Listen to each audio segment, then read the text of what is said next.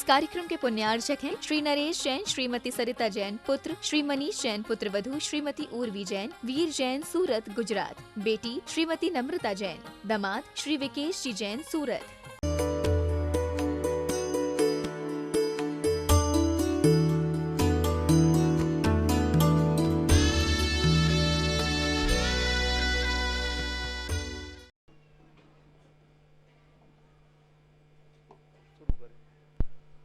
अपराह्न प्रक्षणा स्वाध्याय वेलायाम श्री कायुष सर्गम करो।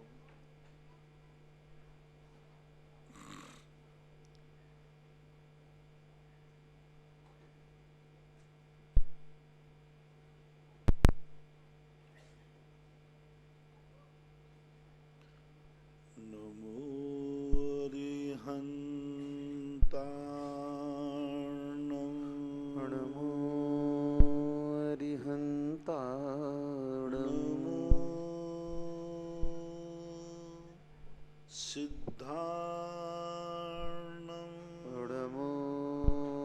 सिद्धार्णं नमो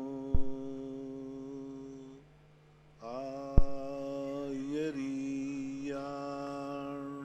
नमो आयर्याणं नमो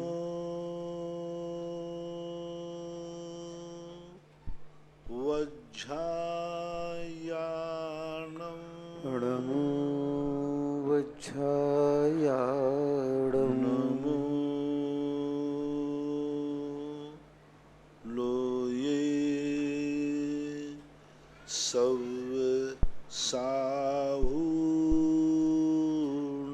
नमो लोई सब साहुणम।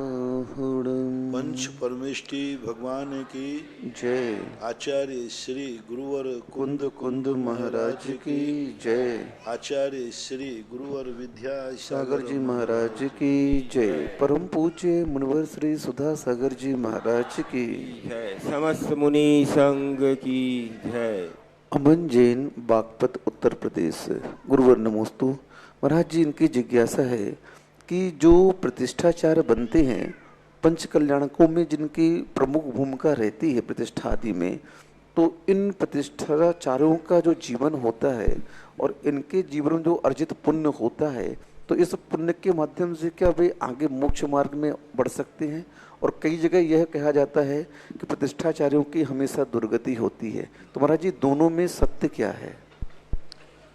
देखो, मेरे से मत कहलवाओ तो अच्छा है, क्योंकि मैंने तो शास्त्र की भाषा बोलूंगा। जो प्रतिष्ठाचार्य जैन यदि है, यदि उसने आजीविका का साधन बना लिया है, तो जैनागम में स्पष्ट रूप से दुर्गति का कारण कहा है।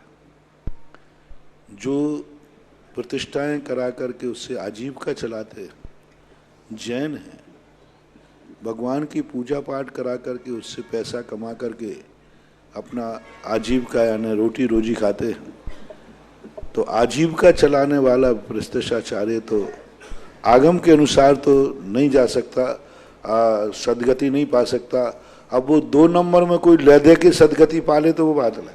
महाराज जी, आजकल कई यदि वहां भी 2 नंबर चलता हो, कई व्रती ब्रह्मचारी प्रतिष्ठाचार्य बन करके, हाँ, बहुत महाराज जी का कहना है कि ब्रह्मचारी भी यदि पैसा ले रहा है, यदि वो पैसा लेकर आजीविका और अपना परिवार चला रहा है, तो ब्रह्मचारी भी, आजकल क्या है, ब्रह्मचारियों ने एक भेष बना लिया है और वो पैसा जम के प्रतिष्ठाचार्यों में, वेदी प्रतिष्ठा में कमा करके। महाराज जी, कई ब्रह्मचारी ऐसे हैं जिन्होंने खुद का मंदिर बना करके और एक दुकान जैसे चला रहे हैं। 2-2, 3-3 मंदिर उनके बन गए हैं। बहुत बड़ी अनर्थ होने वाला है, हो रहा है।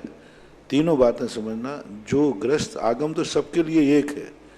मुनि महाराज भी यदि मुनि भेष को, चलो पहले मुनि को ले लेता हूँ, मुनि महाराज भी यदि मुनि भेष से आजीविका चलाता है तो स्पष्ट रूप से मूलाचार में दुर्गति कही। कोई पंडित यदि आजीविका चला रहा है, प्रतिष्ठा कराने वाले की दुर्गति नहीं कह रहा हूं। ग्रस्ताचार्य का वर्णन, पूरा वर्णन जयसेन आचार्य आदि महापुराण आदि में गृहस्थाचारी का वर्णन आया है, लेकिन कहीं भी गृहस्थाचारी के वर्णन में आजीविका का शब्द प्रयोग नहीं किया, बल्कि आजीविका चलाने वाले श्रावकाचारों में निषेध किया। देव सात गुरु की पूजा आदि से आजीविका चलाता है तो वह पंडित कभी भी सदगति का पात्र नहीं हो सकता। ब्रह्मचारिणी भी, यदि कई लोग ब्रह्मचारी का भेष बना लिया है, मात नाम मात के पूरा प्रतिष्ठाएं कराते हैं, विधान कराते हैं, जम के पैसा लेते हैं और पैसा लेकर घर पाल रहे हैं, परिवार के लिए भेजते हैं। घरों में लाखों करोड़ों रुपया ब्रह्मचारियों के पास है, तो ब्रह्मचारियों की भी सदगति नहीं। जो मंदिर आदि खोल करके मंदिर बनाए, मंदिर से जो पैसा आवे वो मंदिर में लगाएं, आश्रम में बनाएं।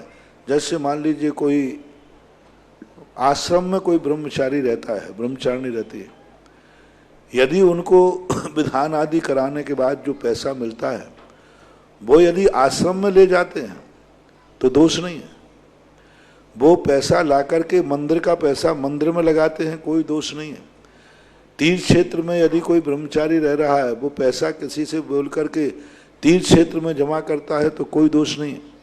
लेकिन वो अपना परिवार चलाता है, सामान्य रूप से आश्रम के लिए मिलता है तो कोई बाधा नहीं, उसमें वो खुद स्वयं शामिल है, वो आजीविका के अंतर्गत नहीं आएगा, वो आश्रम की व्यवस्था है। तो आश्रम के लिए ले सकता है, तीर्थ क्षेत्र के लिए ले सकता है, मंदिर के लिए ले सकता है।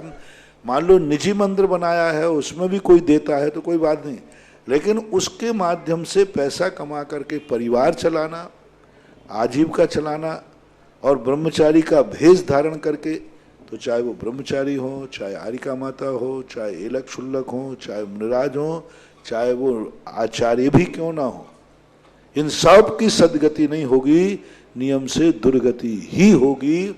आगम का स्पष्ट वचन है। अब एक कड़वे वचन किसी को बुरे लगे तो लगे, आजीविका नहीं चलाना बस क्योंकि तुम जैन हो, जैन धर्म को बेचना नहीं। तुम पूजा कराते हो, बहुत अच्छी बात है, महान पुण्य है। प्रतिष्ठाचार्य यदि पूजा भगवान की मान के आजीविका नहीं चलावे तो इससे बड़ा पुण्य क्या है। हजारों लोगों का धर्म ध्यान करा रहा है, हजारों लोगों को धर्म ध्यान के लिए पूजा पाठ करा रहा है, हजारों लोगों, कितना पुण्य। पंडित यदि चाहे प्रतिष्ठाचार्य तो सबसे ज्यादा पुण्य कमा सकता है, सबसे ज्यादा पुण्य प्रतिष्ठाचार्य को लगता है, बशर्ते वो आजीविका का धन नहीं लेवे। तो आजीविका नहीं कमावे तो उससे बड़ा पुण्यात्मा कौन, बहुत बड़ा पुण्यात्मा। इसलिए और के तरीके से आजीविका कर लो। एक पंडित, एक ब्रह्मचारी पैसा कमाने के लिए व्यापार करे, धंधा करे, मजूरी करे, जो कुछ करना करे, यदि भीख भी मांगना पड़े तो मांग लेवे, लेकिन भगवान की पूजा पाठ कराने से आजीविका न चलावे, मेरी ये भावना है। और मैं तो अपने पंडित से स्पष्ट कहता हूं कि नहीं, ब्रह्मचारियों से कहता हूं इससे आजीविका मत चलाओ। ब्रह्मचारी भेष लेकर के व्यापार धंधा करो, खेती किसानी करो, उसमें तुम्हें थोड़ी बहुत हिंसा होगी, हो जाने दो, वहां तुम्हें झूठ बोलना पड़े बोलने दो। व्यापार करते समय झूठ बोलना पड़े वो इतना दुर्गति का कारण नहीं है, लेकिन पूजा पाठ करा के आजीविका करना ये महान पाप है। भिखारी की सदगति हो सकती है किसी भी आगम में। बहुत बात कह रहे, जब प्रश्न ही तुमने किया है तो जिसने भी किया हो कि आज एक भिखारी की कहीं किसी शास्त्र में दुर्गति नहीं लिखी, भिखारी की सदगति हो जाती है। लेकिन जो पंडित, ब्रह्मचारी, त्यागी वृत्ति, मुनि, आचार्य अपनी आजीविका चलाते हैं भगवान के पूजा पाठ करा करके, देव सात गुरु का आलम्बन बना करके, शास्त्र आदि को बेच करके आजीविका चलाते हैं, इनकी कभी सदगति नहीं हो सकती। तो मैं तो अपने सब लोगों से कहता हूं, देव सात गुरु को आजीविका का साधन नहीं बनाना, इनसे अपने परिवार नहीं चलाना, बंधुओं कभी सिद्धि नहीं होगी। परिवार को कितनी मजदूरी कराना पड़े, यहां तक मैंने छूट दे दी कि यदि परिवार को भीख मांगना पड़े तो भीख मंगवा लेना, लेकिन किसी धर्म अनुष्ठान को कराने की आजीविका का पैसा मत खाने देना। किसी पूजा कराने का पैसा आया हो उसके परिवार को मत खाने देना। अपने माँ बहनें पत्नी आदि को बेटों को नहीं खाने देना, नहीं आजीविका चलाना, भले हम मजदूरी करना पड़े तो कर लेना। प्रबल जैन चरगवा गुरुवर नमोस्तु। महाराज जी, इनकी जिज्ञासा है कि गुरु पूर्णिमा के दिन गौतम स्वामी को भगवान महावीर मिले, गुरु मिले, और हम लोगों को भी गुरु मिले, तो हम लोग गुरु किसे माने, गौतम स्वामी को माने कि महावीर भगवान को माने? अब एक बात इसमें ध्यान रखना, बहुत कहूँ की बात है, उपहार में यदि तुमने विधान कराया और सब समाज ने, मंदिर से नहीं, बोलियों का पैसा नहीं, ये भी ध्यान रखना। थोड़ा सा इसमें कमीशन कर दूं, कंसेशन थोड़ा, हाँ थोड़ा सा ये है, मंदिर का नहीं, बोलियों का पैसा नहीं, कमेटियों के जो मंदिर के बोलियां आई, शांति धारा का पैसा नहीं, अभी से का। यदि सारे श्रावक मिलकर के अपनी तरफ से पंडित को उपहार देते हैं, उपहार जानते हैं, हाँ। मंदिर के पैसे से नहीं, समाज ने पंडित के नाम से इकट्ठा उपहार किया है और कोई उपहार देते हैं तो वह उपहार आपको लेने में कोई बाधा नहीं। उपहार अलग चीज है और आजीविका अलग चीज है। उपहार आजीविका में नहीं आता महाराज, आजकल पहले से कमीशन, क्योंकि हाँ नहीं, वो गलत है ना। उपहार इंद्राणी समाज वाले अलग से पंडित जी के नाम से कोई उपहार देना चाहें, पंडित जी ने इतना अच्छा विधान कराया, हम पंडित जी को ये उपहार देना चाहते, सोना चांदी दे दो, हीरा मोती दे दो, उस उपहार में तुम पंडित का मकान बना दो, उस उपहार में पंडित को गाड़ी भेंट कर दो, उस उपहार में तुम सोना चांदी दे दो, लेकिन आजीविका का साधन नहीं। जो गृहस्थ आपके नाम से अलग से उपहार देते हैं, उपहार ले सकते हो, लेकिन उसके बदले में ठहराना, हमें कितना दोगे, हमें इतना दो, नहीं मिलने पर नाक सिकोड़ना, नहीं मिलने पर परिणाम बिगाड़ना, तो ये अच्छी बात नहीं। लेकिन महाराज जी, समाज की भी गलती है महाराज जी, उपहार देते नहीं पंडितों को। 1980-82 की घटना है, शायद ज्यादा टाइम भी हो सकता है। आचार्य सिंह सामने एक छोटा सा कार्यक्रम था, विधान, आज से 20 साल पहले हुआ। एक पंडित ने उसको कम से कम 50,000 रुपया दिए गए। उस विधान में आमदनी बहुत हुई थी, लोगों ने खूब बोलियां ली थी। 50,000 रुपया फेंक दिए उसने। बोले नहीं, इतनी बोलियां लगी हैं, कम से कम 1 लाख रुपया दो। जब आचार्य सिंह को पता चली, उस दिन के बाद आचार्य सिंह ने कोई भी कार्यक्रम गृहस्थ पंडितों से करानी बंद कर दिया। वो आज कम 20 साल हो गए लब से, आज तक आचार्य सिंह के पास इतने विधान पंचकर्णक होते हैं, कोई भी उनके द्वारा पंचकर्णक नहीं कराते जो आजीविका का साधन बनाते हैं। और उन्हीं ब्रह्मचारियों के लिए आचार्य सिंह अनुवाद देते हैं जो इसके बदले में कुछ मांगते नहीं, लेते नहीं। उन्हीं के सानिध्य में आज आचार्य सिंह का पंचकर्णक देख लो आप। और हम लोगों को भी यही निर्देश होते हैं कि ऐसे ब्रह्मचारियों के द्वारा पंचकर्णक कराओ जो पंचकर्णक के बदले कोई धन दौलत नहीं मांगते हो, उसकी आजीविका नहीं मांगते हो। वो अब कोई कुचित कदाचित उपहार देता है तो उसकी निंदा भी नहीं होना चाहिए। मांगना नहीं, गृहस्थ दे रहा है, मान लीजिए अब ब्रह्मचारी आया है तो गाड़ी का किराया दे दिया या गाड़ी का पेट्रोल दे दिया, कुचित कदाचित कोई वस्तु भी उसके उपयोग की दे देता है तो उसका निषेध नहीं करना, अति नहीं करना। उपहार लीजिए, आजीविका नहीं। प्रबल जी का प्रश्न है महाराज जी कि गुरु पूर्णिमा को गौतम स्वामी महाराज को गुरु मिले और हम लोगों को भी गुरु मिले, तो दोनों में से हम गुरु किसे माने, गौतम स्वामी जी को माने कि भगवान महावीर स्वामी को? बड़े गुरु हैं, महान गुरु, वे तो जगत गुरु हैं, उनकी तो महिमा क्या, वो तो अपने लिए सर्वमान तुम्हारे गुरु के गुरु को सबको मानना है, ये परम गुरु कहलाते हैं, वो तो सर्वमान्य गुरु हैं। अरिहंत जैन अर्थूना बांसवाड़ा गुरुवर नमोस्तु। महाराज जी, इनका प्रश्न है कि जो बाहर की केसर आती है वह शुद्ध होती है या अशुद्ध होती है? इस संबंध में मुझे ज्ञान नहीं है। केसर केसर होती है, हम तो ये मानते हैं, लेकिन हर चीज का एक नकली रूप होता है। अब असली और नकली की पहचान तो आप लोग करें। केसर का उपयोग का तो उल्लेख शास्त्रों में आया है। अब केसर वो काश्मीरी केसर है, कैसी केसर है, असली नकली का निर्णय तो आप लोग करें। असली केसर है तो मान्य है, अब नकली है तो फिर नकली तो नकली होती है। सिद्धार्थ सिंघई सागर गुरुवर नमोस्तु। महाराज जी, इनकी जिज्ञासा है कि क्या कोई आचार्य पद को छोड़े बिना कई आचार्य बना सकता है क्या? ऐसा आगम में उल्लेख है। बहुत बार इसकी चर्चाएं हो चुकी हैं, पुरानी चर्चाएं हो गई। कोई फायदा नहीं है इन बातों को छेड़ने से। नहीं, ये बोल रहे हैं मूलाचार में ऐसा उल्लेख है फलानी गाथा में। कौन सी गाथा में? हमने पढ़ी नहीं। 188 118 दो लिख रहे हैं। हाँ, तो हम वो गाथाएं हम पढ़े लिखे कम है। जिन्होंने गाथा दी वो मुझे पढ़ा देवे कि इसमें ये अर्थ कहाँ निकल रहा है। 188 और 18 नंबर में 118।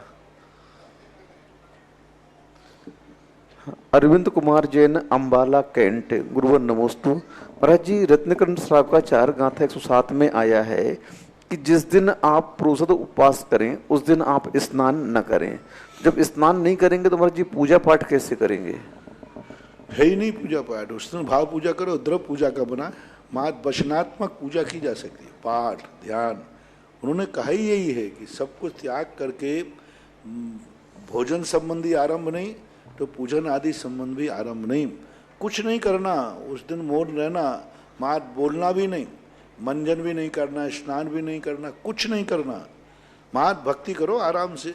अष्टद्रव्य से पूजन अभिषेक करना जरूरी नहीं है उस दिन। लेकिन नहा लिया है तो फिर अभिषेक भी करना पड़ेगा। थोड़ा पानी भी ले लिया है तो फिर पूजन भी करना पड़ेगी। वो तो ऐसा। मीनल जैन अकलेरा राजस्थान गुरुवर नमोस्तु। महाराज जी, ये पूछ रहे हैं कि शांतिनाद विधान करने का कोई विशेष समय होता है या कभी भी कर सकते हैं? कभी भी कर सकते, कोई ऐसी बात है। स्वाध्याय मंडल बड़ा गांव धसान गुरुवर नमोस्तु। महाराज जी, इनका प्रश्न है कि चक्रवर्ती इतना पुण्यशाली होता हुआ भी वह म्लेच्छ खंड की रानियों को क्यों पाणी ग्रहण करके लाता है? पहली बार तो स्वाध्याय मंडल शब्द सुनते ही हमें बड़ी खुशी होती है। हर गांव नगर में महिलाओं में पुरुषों में स्वाध्याय मंडल होना चाहिए, लेकिन नाम से नहीं। प्रतिदिन स्वाध्याय करते हो तो स्वाध्याय मंडल है। यानी प्रतिदिन जो स्वाध्याय करने वालों के भी संगठन बनाओ। आज शास्त्रों के स्वाध्याय के अभाव में ही ये दुनिया भर की विकृतियां आ रही हैं। तुम्हें लोग ठग ले जाते हैं। ये जो सब चीजें तुम जो पूछते हो प्रश्न कि ने ऐसा कर दिया आज, तो आप स्वाध्याय करो। आप श्रावक यदि स्वाध्यायशील हो जाएंगे तो फिर कोई साधु कोई ये ठग नहीं पाएंगे। यदि श्रावक स्वाध्यायशील हो जाए तो ये सारे नकली साधु भाग जाएंगे। सही ध्यान रखना। नकली माल मूर्खों के बाजार में बिकता है। हाँ, जहां मूर्ख लोग रहते हैं वहां नकली बाजार बिकता है। इसलिए पर जहां मूर्ख श्रावक रहते हैं वहां नकली साधु सिक्का चलता है। नकली सिक्का, नकली साधु, नकली ब्रह्मचारी, नकली हारिका, नकली माल कहाँ चलता है? जहां पर श्रावक लोग स्वाध्यायशील नहीं हैं। और स्वाध्यायशील आप लोग हो जाओगे, आप लोग खुद स्वाध्याय करोगे तो आपको खुद परख हो जाएगी कि हमारा गुरु कैसा हो, हमारा भगवान कैसा हो। जहाँ मूर्ख अज्ञानी होते वो देव को नहीं पहचानते। देव का स्वरूप क्या है? तो स्वाध्याय करोगे तो देव का स्वरूप पता चलेगा, गुरु का स्वरूप पता चलेगा। जो चाहे मंत्र ले लो, जो चाहे यंत्र ले लो, जो चाहे गंडा ताबीज दे जाए, जो चाहे कुछ भी ले जाए, यदि स्वाध्याय करोगे तो पता चलेगा कि मंत्र क्या है और हमारे लिए क्या करना है। इसलिए आज के युग में श्रावकों को स्वाध्यायशील होना जरूरी है, साधुओं को नहीं। साधुओं की बात अलग है।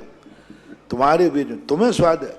दुकानदार को ज्ञान होना चाहिए कि माल कैसा है, कि ग्राहक को होना चाहिए कि माल कैसा है? ग्राहक को। दुकानदार तो नकली टिकाना चाहेगा, वो तो नकली माल असली के भाव में बेचना चाहेगा। ये तो श्रावक की कुशलता है कि वो माल की परख करे तो श्रावक बच जाएगा। इसी प्रकार से धर्म क्रियाओं में श्रावक को स्वाध्यायशील होना बहुत जरूरी है। थोड़ा बहुत स्वाध्याय हर श्रावक को होना ही चाहिए। एक बार दूसरी बात है कि उन्होंने एक प्रश्न किया काय का, ये चक्रवर्ती जो है ना, चक्रवर्ती जो मलेच्छ खंड से जो रानी लाता है, इनका नियोग है। चक्रवर्ती कोई शादियां वादियां नहीं करता, इनकी सब नियोगी रहती हैं, नियोग है इनका। और ये चक्रवर्ती भोगी विलासी नहीं होते, भोगी विलासी होते ही नहीं। ये तो मात्र इन कवियों ने ज्यादा वर्णन कर दिया, ये नियोग मात्र करते हैं। अब देखो 96,000 रानियां होती हैं, मात्र एक नियोग मात्र करते हैं, रानी को मां बना देते हैं, बस दूसरी संतान नहीं होती। और उस समय कोई परिवार नियोजन चलते नहीं थे, कोई ऐसा चलता नहीं था। अब देखो लाखों करोड़ों वर्षों की उम्र थी, भरत चक्रवर्ती करोड़ों वर्षों की उम्र थी, और मात्र और रानी की भी उम्र थी, एक संतान उत्पन्न की, बस शेष काल संयम धारण करते हैं। महासंतान उत्पत्ति करने का एक नियोग है, वो नियोग पूरे करते हैं। और कुछ नहीं, कोई भी ऐसा नहीं होता है कि उस समय कोई परिवार नियोजन चलता हो, कोई संतान रोकने के कोई औषधि दवाई चलती हो, नहीं, कोई मेडिसिन। चक्रवर्ती ऐसा नहीं करता। चक्रवर्ती कभी भी किसी भी प्रकार, और चक्रवर्ती की रानियां कभी संतान उत्पत्ति के कारणों को, निषेध कारणों को कभी नहीं अपनाती। महानियोग, उनको तो यही गर्व है कि मेरा पति चक्रवर्ती है। ये नियोग है उनके, 96,000 ही हैं, एक कम भी नहीं और एक ज्यादा भी नहीं। और कोई चक्रवर्ती कभी गलत कार्यों की तरफ दृष्टि नहीं जाती उनकी, और वे बहुत निर्मल होते हैं। मात्र नियोग है। अब 32,000 रानियों का मलेच्छ खंड से ही आएगी, ये नियोग है, क्योंकि वो 6 खंडाधिपति है, और 6 खंड का अधिपति होने से मलेच्छी राजाओं के भाव होते हैं कि मेरी कन्या चक्रवर्ती की पत्नी बने। तो एक नियोग है, और ऐसी कोई बात नहीं। हर चक्रवर्ती को अपनाना पड़ा। शांतिनाथ तीर्थंकर थे, उनको भी 32,000 रानियां उनकी मलेच्छ खंड की थी। तो चक्रवर्ती जो बड़े बड़े महान, अब तुम सोचते हो इतनी इतनी रानियां होती थी, इतना इतना, ये सब नियोग है। ये भोगी विलासी नहीं होते थे, ये उनमें रचते पचते नहीं थे। जल से भिन्न कमल, कादे में हेम अमल, ऐसी बात हो। विपिन जैन बिट्टू बेगमगंज जिला रायसेन, गुरुवर नमोस्तु। महाराज जी, इनकी जिज्ञासा है कि आचार्य श्री के दीक्षा दिवस पर राजस्थान के शिक्षा मंत्री जी ने ये घोषणा की कि आचार्य श्री का जो जन्म से लेकर अभी तक का पाठ्यक्रम है, जो चर्या है, वह हम विद्यालयों में कोर्स के रूप में रखेंगे। तो महाराज जी, आपके माध्यम से ऐसी घोषणा यहाँ से हो जैन समाज के लिए कि जैन समाज भी चाहे तो मध्य प्रदेश में और जो अन्य राज्य हैं, छत्तीसगढ़ आदि, वहाँ पर भी ये पाठ्यक्रम इस मंत्रिमंडल के माध्यम से शिक्षा में रख सकते हैं। इस संबंध में मुझे कोई जानकारी नहीं है, शिक्षा मंत्री ने क्या घोषणा की, लेकिन आचार्य श्री का चरित्र, जीवन चरित्र इतना अच्छा है, महान है, आदर्श है, हर विद्यालयों में चलना ही चाहिए। हर विद्यालय वाले ये चलाते हैं, आप लोगों को अपना प्रयास करना चाहिए। एक दिन हमने कहा था कि आप लोगों का जहाँ जहाँ राजनीतिक प्रभाव हो और जहाँ राजनेताओं जुड़ाव हो, आप उनमें करिए, आप उनमें विचार विमर्श कीजिए। हम तो संस्थान से निकले हुए बच्चों को कहते हैं, अभी हमारे संस्थान से निकला हुआ एक बच्चा वीरेंद्र हीरापुर वाला था, उसको अभी एक ऐसी मीटिंग में सरकार ने नियुक्त किया कि जो पाठ्यक्रम तैयार किया जाए उसमें वो परामर्श दे सकता है, तो उसको मैंने गाइड किया। तो ऐसे चीज़ों पर आपको अपना जहाँ वो करना ही चाहिए। एक बार मैंने कहा था कि आदिनाथ भगवान का सबसे बड़ा शिक्षा में योगदान रहा, वो शिक्षा के मूल संस्थापक थे। इस रूप में इस विषय को रखवाना चाहिए। आचार्य श्री जैसे महान आचार्य इस युग में हुए हैं, उनको कोर्स में रखवाना चाहिए, प्रयास करना चाहिए, अच्छी बात है। बाकी घोषणा क्या हुई है क्या नहीं हुई है, इस संबंध में मुझे पूरी जानकारी नहीं है। ऑनलाइन जिज्ञासाओं के बाद मैं अपनी ओर से यहाँ विराजित सभी श्रावक श्राविकाओं और टीवी के माध्यम से देश विदेश में देख रहे सभी श्रावक श्राविकों की ओर से परम पूज्य श्री के चरणों में कोटिशः नमोस्तु नमोस्तु नमोस्तु गुरुवर। और आज की प्रथम जिज्ञासा के लिए आमंत्रित करता हूं श्री मनीष कुमार जी जैन, सम्यक मंत्री, जैन पंचायत सहपुरा मिटोनी। और तैयार रहेगी श्रीमती नीतिका जी जैन, कोटा।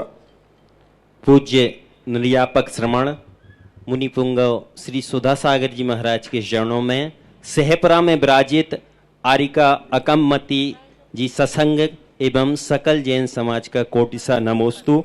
गुरुवर, आगम में आया है कि बड़े परिवार में जन्म लेना बड़े पुण्य के उदय से होता है, लेकिन बड़े परिवार में शोर एवं सूतक पातक की वजह से बड़े बड़े धार्मिक कार्यों से वंचित रह जाते हैं।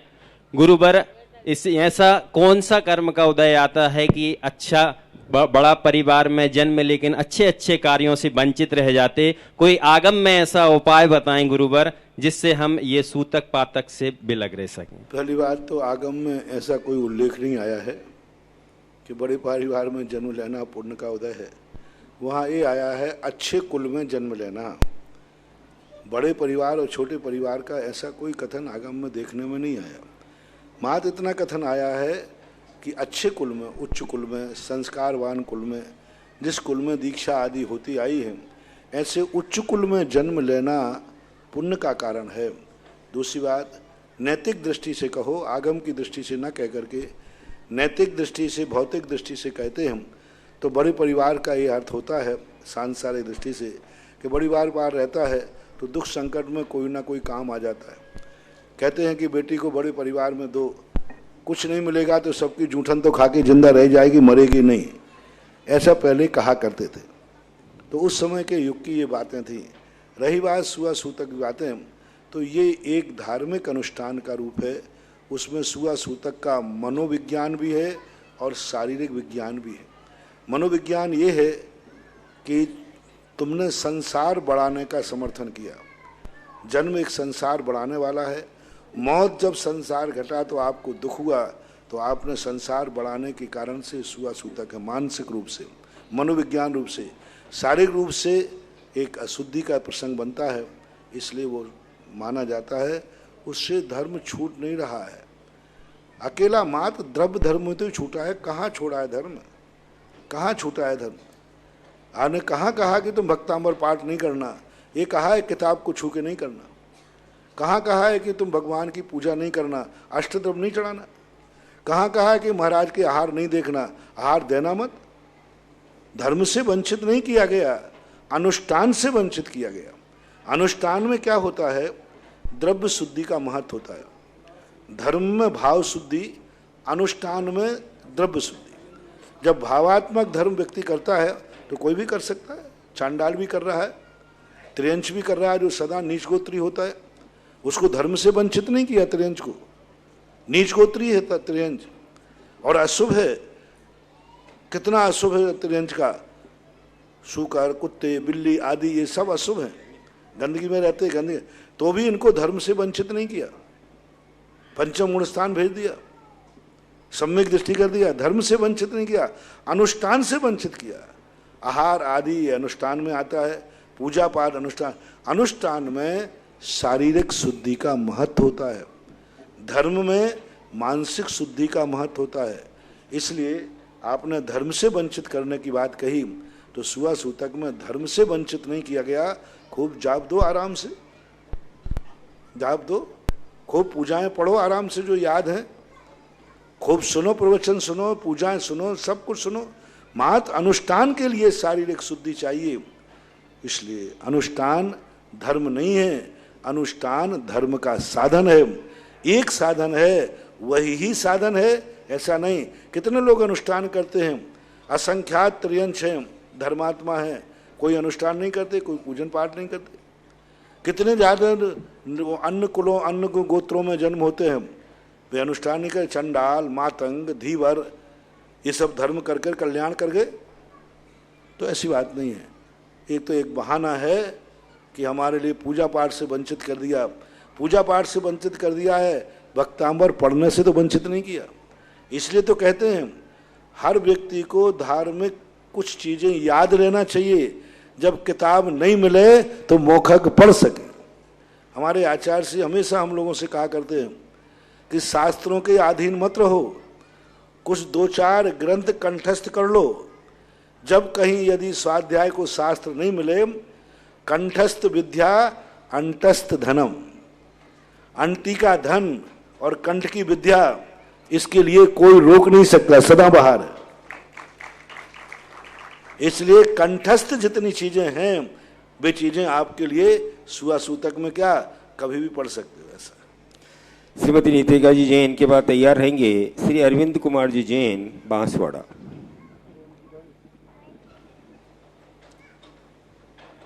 माइक नहीं दिया क्या?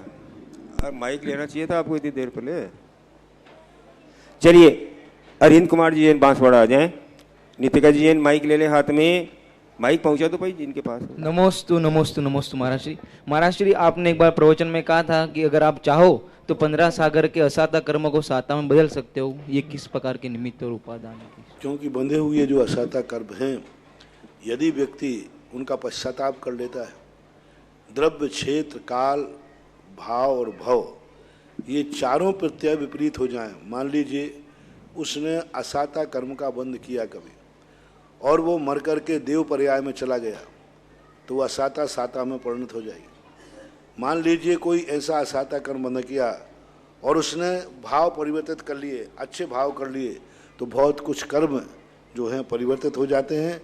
15 कोड़ा कोड़ी की साता असाता में बदल जाती है और 30 कोड़ा कोड़ी की असाता साता में बदल जाती है। द्रव्य, क्षेत्र, काल, भव और भाव, ये पांचों निमित्त मिलने पर ये परिवर्तन होता रहता है। इसलिए ये प्रायश्चित क्यों बताया जाता है, ये प्रतिक्रमण क्यों किया जाता है, ये पूजा अनुष्ठान क्यों किए जाते हैं? इनमें बहुत सारे कर्म जो हैं, पाप जो हैं, पुण्य में परिवर्तित हो जाते हैं। नमोस्तु नमोस्तु। नीतिका जी जैन कोटा के बाद तैयार रहेगी नेताजी गंगावत। आप लोग जो अनुष्ठान आदि करते हैं, जैसे सिद्ध चक्र मंडल विधान मैना सुंदरी ने किया, असाता को साता में परिवर्तित कर दिया ना। सारे वैद्यों ने कह दिया था, अपना राज्यपाट छोड़ करके गए थे श्रीपाल, अब लौटेंगे नहीं, क्योंकि ये कोड नियम से प्राण लेकर ही छोड़ेगा। सारे दुनिया के जितने राज्य वैद्य थे सब दवाइयां करा ली, लेकिन वह रोग दूर नहीं होना, इसलिए राजा श्रीपाल राज छोड़ करके चले गए। देख लो, एक मैना सुंदरी ने एक सिद्ध चक्र मंडल विधान की बात कही, उस सिद्ध चक्र मंडल विधान से जिंदगी भर की जो असाता थी वो साता में परिणत हो गई। ऐसी महान असाता, उतभूत भीषण जलोधर भार भुगना, सोच्याम दशा मुपगताच्युत जीवितासा, त्वदपाद पंकज रजो मृत दिग्ध देहा, मृत्या भवंति मकर ध्वज तुल्य रूपा। पुजवर मानते होंगे आचार्य मुरारी कितनी बड़ी बात कर, जीने की आशा छोड़ दी है। इतना भयंकर बीमारी है, कोई आशा नहीं है। त्वदपाद पंकज रजो मृत दिग्ध देहा, आपके रज की पंख जो रज है वो यदि शरीर का स्पर्श कर लेवे तो मकरध्वज होता है। तो ऐसे शास्त्रों में जितने अनुष्ठान हैं, इन सब अनुष्ठान असाता को साता में परिवर्तित करने के हैं। पूछपात स्वामी की नेत्र चले गए, परिवर्तित हो गए शांति पाठ पढ़ने से। धनंजय कभी के बेटे को सर्प ने काट दिया, सबने मना कर दिया कि नहीं, बच नहीं सकता, लो साहब बच गया। आपके अभी शांति धारा का देख लो, लाखों लाखों लोगों की असाता साता में परिवर्तित हो रही शांति धारा से, लाखों लोगों की। जब से शांति धारा का रहस्य मैंने समझा और जनता के सामने बचा, एक नहीं लाखों लोगों की असाता साता में परिणत हो गई। ऐसे ऐसे कांड हैं, डॉक्टरों ने कहते कुछ भी कर लो, अमेरिका चले जाओ, कहीं चले जाओ, कोई उपाय नहीं है। ऐसे ऐसे केस भी शांति धारा से हंसते खेलते हुए मरघट जाने वाले मंदिर लौट के आ गए। तो ये सब क्या है, ये सारे अनुष्ठान जितने हैं सब में बहुत ताकत होती है। अन्यथा भक्ति आदि ये सारे कार्य क्यों? वादिराज को कुष्ठ रोग था, कोई दूर होने का सवाल नहीं, उन्होंने स्तोत्र की रचना की। एक ही भाव स्तोत्र आता, कौन सा स्तोत्र है? उस स्त्रोत की रचना की और स्त्रोत पढ़ते पढ़ते हो गया। कोई निकलने की गुंजाइश नहीं थी, कोई नहीं निकाल सकता था मानतुंग आचार्य को। लो साहब 48 तारे टूट गए, असाता साता में परिणत हो गई। तो बहुत है। पूरी कथाएं देख लो, जितनी कथाएं भरी पड़ी हैं सब असाता को साता में परिवर्तित करने के लिए एक एक कथाएं आप पढ़ो, उसमें ऐसा सब लिखा है। नीतिका जी जैन के बाद तैयार रहेगी नीता जी गंगावत उदयपुर। महाराज श्री के चरणों में शत वंदन शत वंदन शत वंदन नमोस्तु महाराज जी। महाराज जी मेरी शंका है कि आजकल के जो बच्चे हैं उनमें बौद्धिक क्षमता का तो विकास हो रहा है, परंतु भावनात्मक संबंधों में कमी आ रही है। इसके पीछे क्या कारण है? इसका मूल जिम्मेवार है माता पिता, उनकी कोई गलती नहीं। माता पिता को हमारे पूज्यवर जिनसेन स्वामी ने कहा, माता पिता संस्कार नहीं दे पा रहे। माता पिता जन्म देने के पहले 6 महीने पहले से माता पिता को धार्मिक बनना चाहिए। 6 महीने पहले सारी भौतिक ऐसो आराम अभक्ष खाना 6 में, अभी बच्चा का गर्भ में आया नहीं, अभी मात तुम लोगों ने भाव किया है कि हमारे यहाँ बेटा हो बिटिया हो, जो भी भाव किया हो, उसके 6 महीने पहले से व्यक्ति को धार्मिक होना चाहिए। उसे ही नहीं, पूरे परिवार को नहीं, पूरे घर को, घर को ही नहीं, पूरे रिश्तेदारों को। आप देखो तीर्थंकर जब जन्म लेते हम 6 महीने पहले से पूरी पावनता आती है। 6 महीने पहले से माँ को पावन होना पड़ता है, तब कहीं ऐसे। तो वो तो तीर्थंकर हैं जो जन्म जन्म के संस्कारी हैं, उनको 6 महीने। आप लोगों के लिए 6 महीने पहले मन वचन काय की शुद्धि करना चाहिए, भोजन की शुद्धि करके शरीर को शुद्ध करना चाहिए दोनों दंपतियों के लिए। अभक्ष सेवन नहीं, 6 महीने पहले से रात्रि भोजन त्याग, 6 महीने पहले से अभक्ष भोजन त्याग, 6 महीने पहले से पूजन पाठ अभिषेक धर्म यात्रा, टीवी बंद, पिक्चर बंद, सब बंद। ये कथन आप जिनसेन स्वामी को पढ़ो। और उसके बाद जब गर्भ में बच्चा आए 9 महीने तक पूरा परिवार धार्मिक हो जाएगा। पूरे परिवार में कोई टीवी नहीं चलाएगा, कोई उपन्यास नहीं पढ़ेगा, कोई गाली गलौच नहीं करेगा, कोई किसी के प्रति बुरे भाव नहीं करेगा, पूरा परिवार और दंपति तो खास तौर से। और फिर उसके बाद जन्म लेवे तो कम से कम जन्म के बाद जैसे ही बालक 5 साल या 8 साल का हो पाठशाला भेजो। अब पाठशाला बच्चा नहीं जाना चाहता सो बात नहीं है, हर बच्चा पाठशाला ना जाना चाहता, माँ बाप नहीं भेजते। जब तुम वो स्कूल कब जाना चाहता था, स्कूल कैसे भेजा आपने? लोग कहते महाराज जी मेरा बच्चा जाने रोता नहीं। तो अरे बताओ, ये बताओ कौन सा बच्चा है जो खुशी खुशी स्कूल जाना चाहता है? थप्पड़ मारना पड़ते, रोता है, चोरी से मायाचारी से स्कूटर में बैठाल करके उसको वहां पटक के आते हो। शुरू में चॉकलेट का लोभ देकर चोरी से धोखे से मार के पीट के, आज किस माँ बाप ने पाठशाला की थप्पड़ मारा है? स्कूल के लिए थप्पड़ मारा होगा? कौन पिता है जो स्कूल को गाड़ी में स्कूटर में बैठाल करके स्कूल छोड़ने जाएंगे? पाठशाला कौन छोड़ने आते? स्कूल के लिए बसें लगी हैं, पाठशाला की बसें कहाँ लगी हैं? तो पाठशाला के लिए बच्चों को कब भेजा? और जैसे ही बड़ा होने के बाद कब जाकर के तुमने अपने साथ, जब तुम पिता ही अभिषेक नहीं करता बेटे को क्या कराएगा? 8 वर्ष होते ही बेटे को हाथ पकड़ के ले जाओ। अब तुम बड़े होने के बाद कहते हो, तब तो बेटा कहता पापा तुम्हारे जमाने का नहीं हूं मैं। हाँ, बच्चे को जब तक सुधारा जा सकता है जब तक वो माँ बाप के अंडर में है, माँ बाप की उसको आवश्यकता है। तब आज सबसे बड़ा कारण ये बन रहा है कि बच्चों को लोग छोटी अवस्था में पाठशाला नहीं भेजते।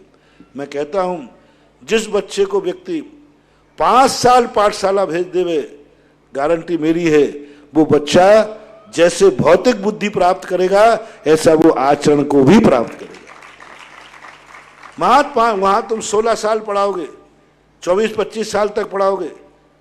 5 पाठशाला में 5 साल पढ़ाना है। 5 साल में बेटा का संस्कार, अब 1-2 अपवाद बात अलग है, लेकिन 90% बच्चे जो 5 साल पाठशाला में पढ़ेंगे उनके प्रति इस प्रकार के परिणाम नहीं होंगे वे कहीं भी चले जाएंगे, लेकिन वो 5 साल की पढ़ाई उनके जीवन को नियम से संस्कारित करेगी। तो इसके माता पिता जिम्मेवार हैं। मैं बच्चे बच्चियों को कभी भी, मैंने खूब देख लिया करके, जब मैं बच्चे बच्चियों को संस्कारित करता हूँ, देखो बच्चे बच्चे सब होना चाहिए। आज बच्चे लोग भ्रष्ट नहीं हैं, भ्रमित हैं, और माता पिता उसके मूल कारण हैं। यदि सारे माता पिता सुधर जाएं तो लो, मैं 90% बच्चों को सुधारने की गारंटी मैं लेता हूं। मैं भारत के बच्चों पर सारे माता पिता सुधर जाएं, माता पिता मेरी बात मान ले, में माता पिता आगम की आज्ञा मान ले, में बच्चे अपने आप मानेंगे ही मानेंगे। तो मेरी दृष्टि तो, मैंने जो शोध किया है, मेरा शोध तो यही है कि माता पिताओं की 90% गलती माता पिताओं की है। माता पिता जब चेतते हैं, जब बेटा उस अवस्था में पहुंच जाता है जहां से उसको लौटना बहुत कठिन हो जाता है। नेताजी गंगावत उदयपुर के बाद तैयार रहेंगे श्री अतुल कुमार जी सिंगई, निवासी मुंगावली। गुरुवर के चरणों में नमोस्तु नमोस्तु नमोस्तु। महाराज जी, किसी के सोने चांदी पहनने के त्याग हो और वो शांति धारा करते हैं, जब वो मुकुट पहनते हैं तो उसे कोई दोष लगता है पहनना? कोई दोष नहीं लगता, क्योंकि यह एक मांगलिक रूप, श्रृंगार के लिए सोने चांदी का त्याग किया जाता है, मंगल रूप के नहीं, ये मांगलिक कहलाता है। हाँ, यदि फिर भी आपका इतना और त्याग हो कि मैं धार्मिक रूप में नहीं पहनूंगा, तो मना कर सकते कि भाई मेरा त्याग। जैसे वृत्ति होते हैं, वो कई बार नहीं पहनते हैं, क्योंकि वो नहीं पहनते तो नहीं पहनते, कोई बात। गुरुवर, हम केशव नगर से महिला मंडल लाए हैं पूरे, आपके चरणों में नमोस्तु करते हैं। आशीर्वाद। बंधुओं, बहुत ही आज हर्ष का विषय है। आज एक छोटा सा बालक जो कि सावला परिवार का है, उसका 3 वर्ष पूर्व बिलवड़ा चतुर्मास में परम पूज्य श्री के माध्यम से ही सम्यक गुण लाभ भी उसने 10 सितंबर को वहाँ बिलवड़ा चतुर्मास में किया था, और आज फिर वो बालक यहाँ उपस्थित है। और महाराज श्री के चरणों में ऐसी भावना बाई है कि अगला 10 सितंबर जो मेरा जन्मदिन है, उस पे महाराज श्री के मुखार बिंद से ही मेरे नाम से शांति धारा की जाए। और इस शांति धारा करवाने के लिए उसने 1,11,111 रुपए की दान राशि की घोषणा करके एक भक्ति कलश की स्थापना करने का सौभाग्य प्राप्त किया है। तो मैं ऐसे बालक और उसके परिवार के जो भी मेंबर और बालक अभी आया था, वो विदेश जा रहा है 10 दिन के लिए। देखो, इतना संस्कारवान होकर के उसको एक ही बात का दुख है कि मुझे विदेश टूर पर जाना। छोटा सा बालक है, बहुत छोटा था, 11-12 साल का, 11-12 था, उसके विदेश जाने का उसका एक मन है। देखो, दुनिया तो जन्म के दिन विदेश घूमने मिले तो बड़े खुश होते, अरे मेरे जन्मदिन।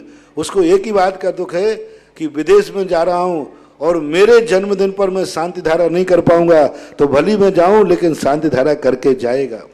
और संयुक्त लाभ क्रिया में 1-2 बार प्रश्न बता चुका हूं, कभी और बताऊंगा विस्तार से। संयुक्त लाभ क्रिया का बहुत बड़ा प्रभाव पड़ता है। यदि संयुक्त लाभ क्रिया किया जाए तो बच्चे विदेश भी जाएंगे, लेकिन वे अपना देशी बन करके ही जाएंगे। और इसी के साथ तो है परम पूज्य गुरुदेव की ही कमलेश जी का आशीर्वाद से, तुम्हारे कहे, हाँ कमलेश जी, हाँ कमलेश जी तुम्हारे कोटा में रहते ना, उनका बच्चा है, बहुत अच्छा। महिम सावला पुत्र श्रीमान कमलेश जी सावला, कोटा। और इसी के साथ परम पूज्य गुरुवर के आशीर्वाद से तपोदय तीर्थ क्षेत्र पर जो धर्मशाला निर्माण का पूज्य श्री ने आशीर्वाद दिया है, उस आशीर्वाद को प्राप्त करने के लिए आज गीशीलाल जी, अशोक कुमार जी, प्रकाश चंद जी, लोकेश कुमार जी, विनोद कुमार जी, काला परिवार सलावटिया ने भी एक कमरा यहाँ बनाने की घोषणा की है, और उसके लिए 2 कलश 51 श्रीफल की राशि की घोषणा की है। और आज आपने परम पूज्य गुरुदेव की आहारचर्या कराने का भी सौभाग्य प्राप्त किया था। तो ऐसे परिवार का मैं आप लोग वहीं से खड़े होके अब देखो ये संस्कार, देखो अभी बच्चा के भाव, बच्चा नहीं समझता था कि संयुक्त लाभ क्रिया क्या होती है।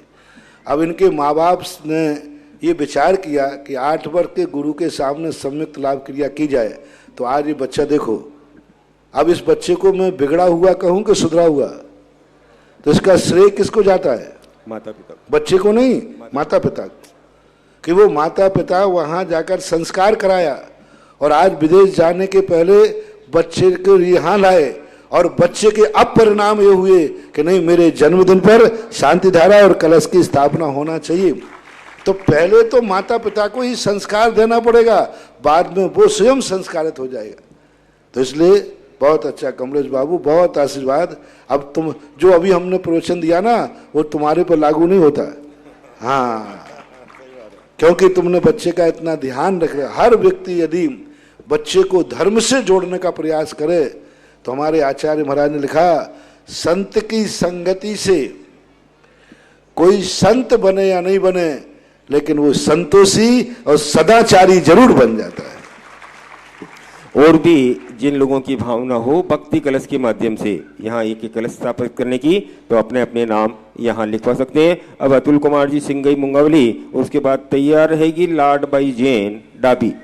पूज्य मुनिश्री के चरणों में मेरा और मेरे परिवार और नगरवासियों का साष्टांग नमोस्तु नमोस्तु। महाराज श्री, मेरी शंका है कि अभिषेक के दौरान हम लोग ओम नीम शिव विश्वादि का उच्चारण करते हैं। पुजारियों की संख्या अधिक होने के कारण भजन के जरिए अभिषेक कराने का निषेध है क्या? कहते हैं कि सिर्फ मंत्रों का ही महत्व है, अभिषेक भजन से नहीं कर सकते।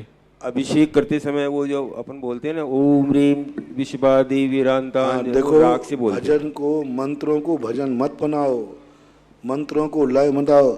जाम जाम झीम झीम भीम, अरे सब मिटा दिया। अब बताओ, वो उच्चारण ही शुद्ध नहीं हो सकता। अब लय में तो बेग खींचना पड़ेगा उनको, तो वो उच्चारण गलत हो जाता है। उस समय शांति से मंत्र पढ़ना चाहिए। पूजा पाठ में खूब करो, कम से कम जब अभिषेक पाठ शांति पाठ करते हैं, शांति से मंत्र सुनाए।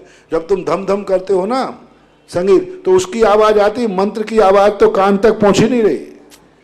तो मंत्र हैं, जाप हैं, ये शांति के साथ किए जाते हैं, ना कि संगीत के साथ आदि के साथ नहीं करना चाहिए। नमोस्तु। लाडबाई जैन के बाद तैयार रहेंगे। थोड़ा बहुत कोई संगीत बजता है, थोड़ा बहुत धीरे धीरे करके कोई लय मिला लेता है, तो एकदम निषेध नहीं है, लेकिन इतना नहीं हो कि मंत्रों की आवाज दब जाए और संगीत की आवाज उठ जाए, ऐसा देना।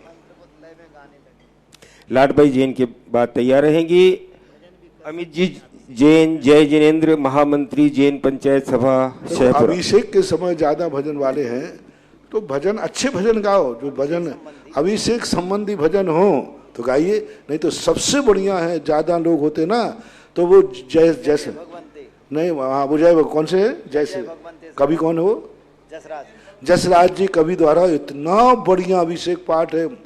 सारे संसार के भजन एक तरफ रख दो, कोई भजन अभिषेक के लिए नहीं है। और जसराज जी का जो अभिषेक पाठ है, एक एक लाइन बैराग, मानो नहन परसन कियो, ऐसी बात कहते हैं। मेरी रसना पावन हो गई, मेरे नेत्र हाथ पावन, क्या वर्णन है। बंदो सारे भजनों को छोड़ करके अभिषेक के समय वो ही भजन पढ़ो जो अभिषेक पाठ, जैसे क्या नाम, जसराज जी ने कहा, बहुत बढ़िया एक एक पंक्ति है। और इतना बड़ा पाठ है वो, इतने में आप 100 लोग अभिषेक कर सकते हो। उसको अच्छी तरह लय से पढ़ो, उसको संगीत से पढ़ सकते हो, कोई बाधा नहीं। महाराज जी, मेरा और मेरे परिवार की ओर से 3 बार नमोस्तु नमोस्तु नमोस्तु। मेरा प्रश्न ये है कि मोह और राग में क्या अंतर है? मोह एक व्यापक है, जैसे हमने कह दिया ये सभा है, और फिर कहा ये पुरुषों की सभा है, तो सभा कहते महिला पुरुष दोनों आ गए, और पुरुषों की सभा कहते महिलाओं की सभा कट हो गई। तो मोह 2 प्रकार का होता है, दर्शन मोहिनी और चारित्र मोहिनी। तो मोह कहते ही दोनों मोहिनी आ जाते हैं, और राग कहते ही चारित्र मोहिनी आती है, दर्शन मोहिनी छूट जाता है। अमित जी जैन शहपुरा के बाद तैयार रहेंगी श्रीमती मनीषा देवी पिंडार मियाँ बांसवाड़ा। नहीं है। मनीषा देवी पिंडार मियाँ बांसवाड़ा के बाद तैयार रहेंगे कमलेश जी जैन महुआ।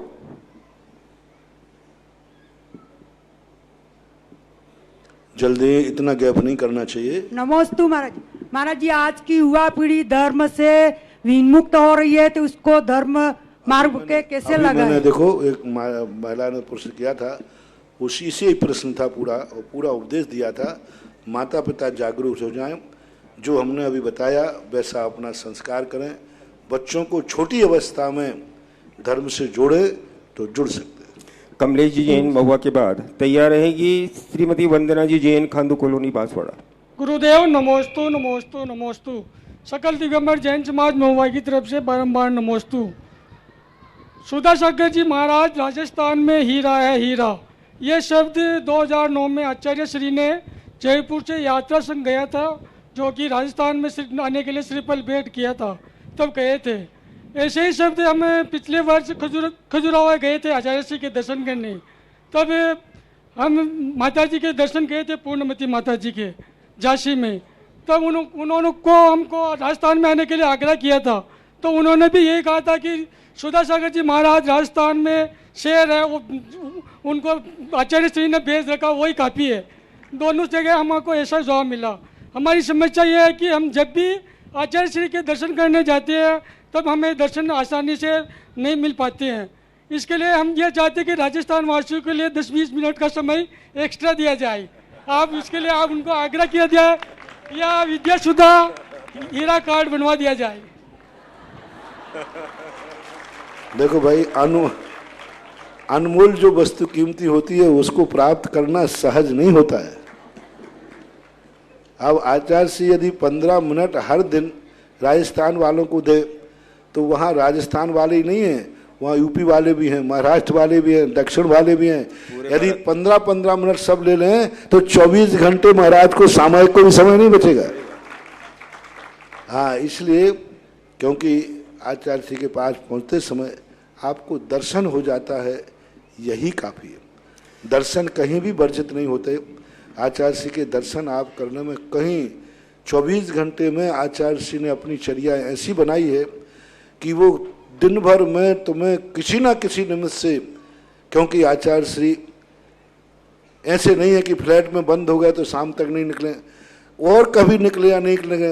हमारे आचार्य श्री शौच के लिए अटैच में नहीं जाते, जंगल में जाते हैं, उस समय मिल जाएंगे। लघु शंका जाते उस समय मिल जाएंगे।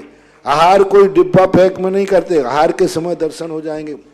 स्वाध्याय यानी 24 घंटे में कितनी चर्याएं हैं कि दर्शन होने में बाधा नहीं है। चरण भली नहीं छू पाओ कोई बात नहीं, जहां से आचार्य से निकल जाएं वो चरण को छू लेना वही काफी है। चरण की रज को छू लेना, चरण नहीं छू पाओ तो कोई बात नहीं, चरण की रज छू लेना। जहां महाराज आचार्य जाते हैं, साधु के चरण मत पकड़ा करो। चरण पकड़ने से साधु को गिर सकते, नुकसान हो जाते हैं।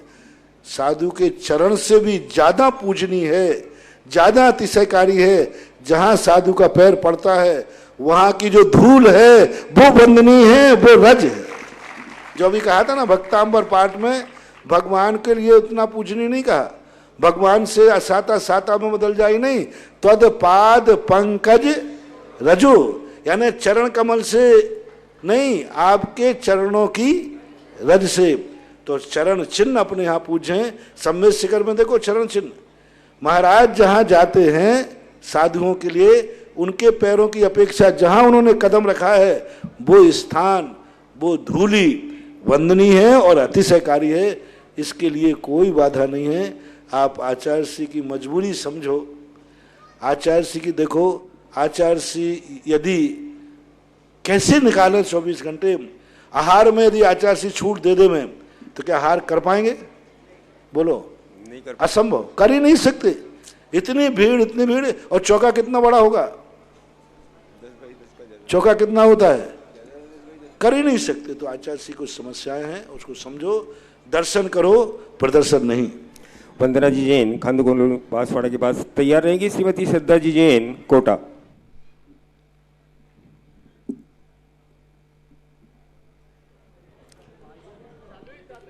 बोलिए। नमोस्तु गुरुवर, नमोस्तु गुरुवर।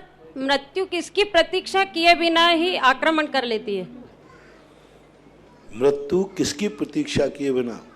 आयु कर्म के क्षय की प्रतीक्षा करती है, उसको आयु क्षयण मरणम। वो मृत्यु किसी की प्रतीक्षा नहीं करती। मृत्यु तो ये देखती है कि इनकी आयु कर्म शेष है तो कोई मार नहीं सकता, और आयु कर्म कैसे भी नष्ट हुआ हो, चाहे अकाल में चाहे सुकाल में, वो रोक नहीं सकता, और तो कोई कारण है नहीं हमारे। श्रीमती श्रद्धा जी जैन कोटा के बाद तैयार है कि श्रीमती विमला जी जैन उदयपुर। माइक पहुंचा दें आप लोग।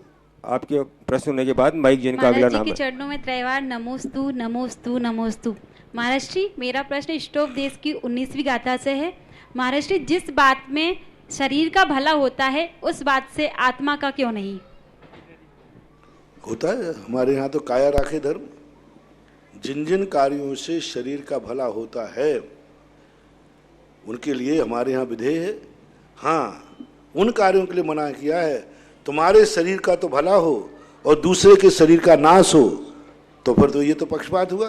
जैसे मांसाहार आदि, भक्ति कहता मेरे शरीर को फायदा है, पुष्टि हो जाएगी, लेकिन दूसरे के शरीर का, स्वयं और पर शरीर, स्वयं के और दूसरे शरीर का जिसमें नाश नहीं होता हो, ऐसे शरीर के लिए लाभकारी वस्तु धर्म के लिए भी लाभकारी है, बहुत लाभकारी है। हमारे यहाँ कहा गया जो वस्तु अपने शरीर के प्राणों को रोकती है वो हमारे यहाँ पुण्य है। अहिंसा में पर के नहीं, स्वयं के भी प्राणों की रक्षा करना है। इसलिए ऐसी कोई बात नहीं। जो स्वयं और पर शरीर की रक्षा करते हो, जो स्वयं और पर शरीर को लाभकारी हो, ऐसी वस्तु यदि कोई ग्रहण करता है तो व्यवहारिक रूप से वह आत्मा के लिए भी लाभकारी है। इस कार्यक्रम के पुण्यार्चक थे श्री नरेश जैन, श्रीमती सरिता जैन पुत्र, श्री मनीष जैन पुत्र वधू, श्रीमती उर्वी जैन, वीर जैन सूरत गुजरात, बेटी श्रीमती नम्रता जैन, दामाद श्री विकेश जी जैन सूरत।